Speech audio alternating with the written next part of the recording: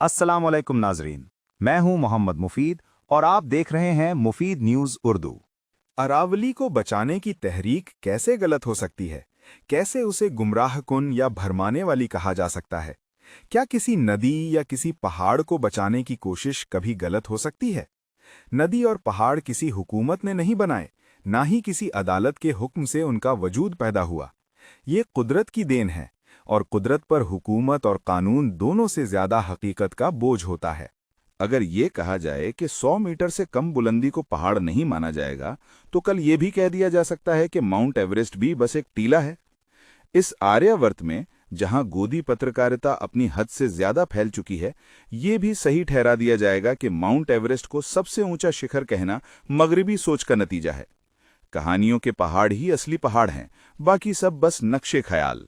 ये वही गोदी एंकर हैं जो कभी पत्रकार बन जाते हैं, कभी कथावाचक, कभी समंदर के किनारे रेत से बनाए गए पहाड़ को पूजनीय करार देते हैं और लोग मान भी लेते हैं।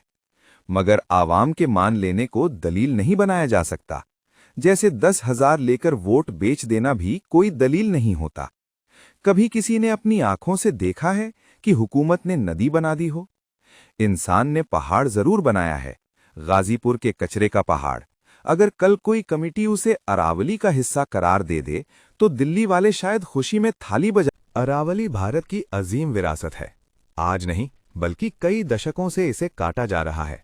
ये गलत था और आज भी गलत है। अरावली पर 2 लड़ाइयां चल रही हैं, एक जमीन पर और एक स्क्रीन पर। राजस्थान की सड़कों पर आवाज उठी तो इंस्टाग्राम पर रील्स का तूफान आ गया। एआई से बनाए गए पहाड़, फिल्मी डायलॉग और एक नया डिजिटल जज्बा। सवाल ये है कि निकोबार, हसदेव, उत्तराखंड या मुंबई के मैनग्रोव्स इतने वायरल क्यों नहीं हुए? इस बीच गोदी मीडिया अपनी लाज बचाने के लिए अरावली का गम मना रही है। जो मीडिया यमुना की गंदगी पर चुप रही, जो हवा के जहर पर चुप रही, वो अरावली का दर्द कैसे समझेगी? छठ के दौरान यमुना के नाम पर तालाब सजा दिए गए, एंकर घाट पर गए, माहौल बनाया गया। बाद में सच सामने आया कि पानी कहीं और से लाया गया था। चुनाव गुजर गए और यमुना का सवाल भी गुजर गया। इसी राजस्थान से स्क्रोल की रिपोर्ट आई कि अडानी ग्रुप के खिलाफ फैसला देने वाले जज दिनेश कुमार गुप्ता का उसी दिन तबादला कर दिया गया। फैसला ये था कि 1400 करोड़ की गलत वसूली अडानी ग्रुप को वापस करनी चाहिए। जज ने जुर्माना लगाया, कैग ऑडिट का हुक्म दिया और फिर तबादला। 2 हफ्तों बाद उस फैसले पर स्टे।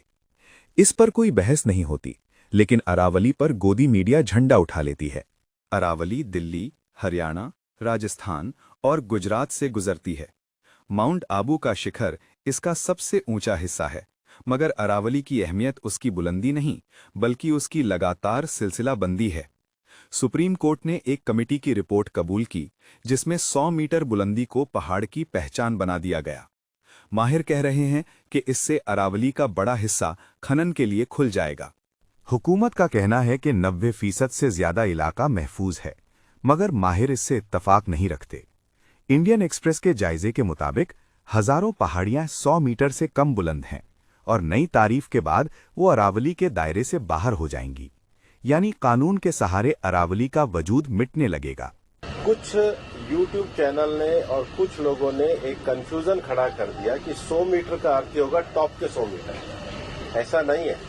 उसका जो बेस स्ट्रक्चर है, जो पर्वत का बेस स्ट्रक्चर है, अगर वो जमीन के अंदर भी 20 मीटर है, वहां से लेके 100 मीटर तक प्रोटेक्शन है। तो जो 100 मीटर का प्रोटेक्शन है, जो लोगों ने कंफ्यूजन करा है कि मतलब ऊपर का 100 मीटर है, नीचे खुदाई कर सकेंगे, वो नहीं।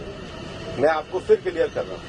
100 मीटर का अर्थ है टॉप 100 मीटर से बॉटम के अंदर तक जो उसका पूरा फैलाव है। पहाड़ी तो ऐसे होती है, तो उसका बॉटम तो बड़ा होता है। जहां तक उसका बॉटम जाएगा वहां से लेके 100 मीटर तक प्रोटेक्शन है। और अगर एक पहाड़ी और दूसरी पहाड़ी के बीच में 500 मीटर का गैप है, तो वो जमीन भी अरावली रेंज मानी जाएगी। इस डेफिनेशन के आने के बाद 90% से ज्यादा एरिया प्रोटेक्टेड एरिया में आ गया। 90% से ज्यादा। मेरा ये स्टेटमेंट लिख लीजिए, टोटल अरावली का एरिया 1,47,000 स्क्वायर किलोमीटर है। इसके बाद केवल अभी की जो मेरे पास 39 डिस्ट्रिक्ट है, केवल 217 किलोमीटर, मतलब 2% में ही माइनिंग हो सकती है। दिल्ली में कोई भी माइनिंग अलाउ ही नहीं है, ना होगी। मैं फिर दोहरा रहा हूं, दिल्ली के अरावली हिल्स में माइंस पूरी तरीके से बैन है। अरावली में लगभग 20 से ज्यादा फॉरेस्ट रिजर्व प्रोटेक्टेड एरिया वो एज इट इज रहेंगे। तो reserve area, protected area, even 100 metre भी पहले क्या होता था, जो लोगों ने करा था कि टॉप को छोड़ के नीचे खुदाई करते थे, तो वो एक तरीके से। सुप्रीम कोर्ट ने यह भी कहा कि पूरी पाबंदी से गैर कानूनी खनन बढ़ जाएगा। इस लॉजिक पर तनकीद हो रही है, अगर गैर कानूनी काम रुकता नहीं तो क्या उसे कानूनी बना दिया जाए? फिर पटाखे भी कानूनी कर देने चाहिए, क्योंकि लोग फिर भी छोड़ते हैं। 2018 में सुप्रीम कोर्ट की एक कमेटी ने बताया था कि 50 साल में अरावली की 128 में से 31 पहाड़ियां हमेशा के लिए खत्म हो चुकी हैं। इल्लीगल माइनिंग और डायनामाइट ने इनका निशान मिटा दिया। आज भी राजस्थान में हजारों केसेस पकड़े गए हैं। सवाल ये है कि क्या सरकारी निजाम इतना मजबूर हो गया है कि माफियों के लिए कानून ही बदल दिया जाए? ये सिर्फ अरावली का मसला नहीं, बल्कि भारत के कुदरती वसाइल का सवाल है। जब जंगल गिनने का तरीका बदल दिया जाए, जब पहाड़ की तारीफ ही बदल दी जाए, तो अवाम को समझना होगा कि ये सिर्फ टेक्निकल बहस नहीं, ये मुस्तकबिल की जंग है। आज लोग बोल नहीं पा रहे, इसलिए रील्स बना रहे हैं। कम से कम इतना तो है कि आवाज जिंदा है।